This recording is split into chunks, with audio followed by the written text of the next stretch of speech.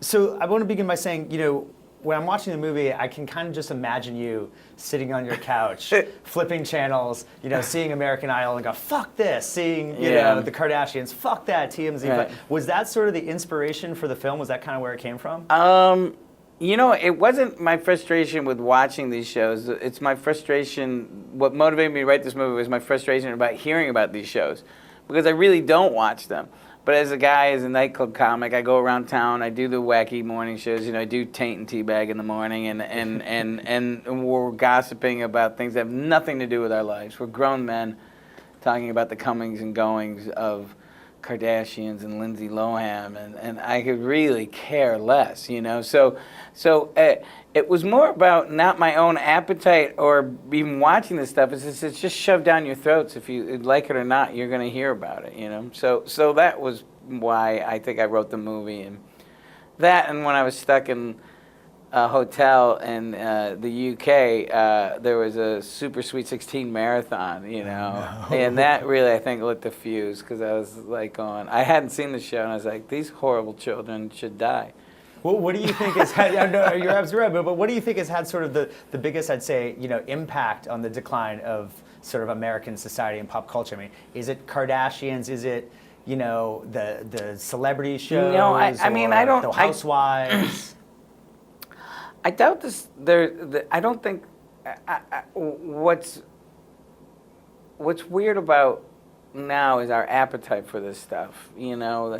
It seems huge, and that's ultimately what I'm trying to skewer in this movie. Not really the shows or the personalities themselves, but why are we so busy with these distractions? And what happened? Why aren't our own lives interesting? That you'll watch a boring person's life. I mean, it's not. I mean, it's kind of crazy now. It's like the high-end things is Kardashians. Now we just have people that watch other people work. Yeah. It shows so many shows about this guy likes to pick garbage. Yeah. And he's extreme garbage picker, and you're like, well, what? He shovels snow and he's a badass. They have a truck driving one. A lot of truck drivers. Storage facilities. Storage facilities. This isn't your daddy's. A genre. Yeah, this isn't your daddy's storage facility. Yeah, I think it's because we're so lazy as a nation. We're fascinated watching people work. Well, Joel and I were talking, and it was funny because we were talking about the celebrities who now will have a reality show. Right. And he actually kind of called them scabs. He thought, which I thought was interesting. But, Clint Eastwood has a reality show now. Yeah. I don't know if you heard about that. I mean, is that the final linchpin, really? When Clint lowers himself to that, is that where we're really in trouble? Yeah, I don't know Clint Eastwood's reality show, but I don't. I think it's isn't it like his wife's reality show? Yeah, or but something? he's there. He's in it. Oh yeah, it's not like Kelsey Grammer on he's at least in the commercials. They made it very clear that he's there. He's in the background. Clint Eastwood's reality show. They have like footage from Dirty Harry and stuff. Go ahead and make my dishes. Yeah.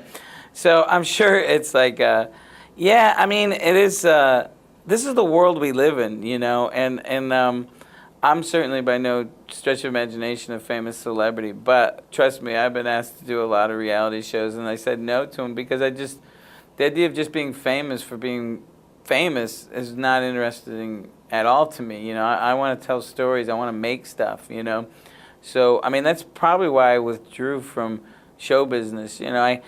I jokingly always say that I retired from acting the same time they stopped hiring me, so it worked out well. But I did have a lot of offers. As soon as like Howie Mandel hit with Deal or No Deal, I was the second name in the Rolodex, To host a thing? Or to host game shows, What's another annoying 80s comedian? Oh, yeah, Bob Scratch Goldfarb. We should call him up. I thought he was dead. But, so I've actually said no to Celebrity Fear Factor, Celebricadabra. It's not what you think. It's a celebrity magic show. A lot of these shows, they and they'd be really disappointed too, by the way, because they expect me to be running around screaming and taking drugs. I think sometimes people confuse me with the character from or Gary Busey. I don't know who they're confusing me for.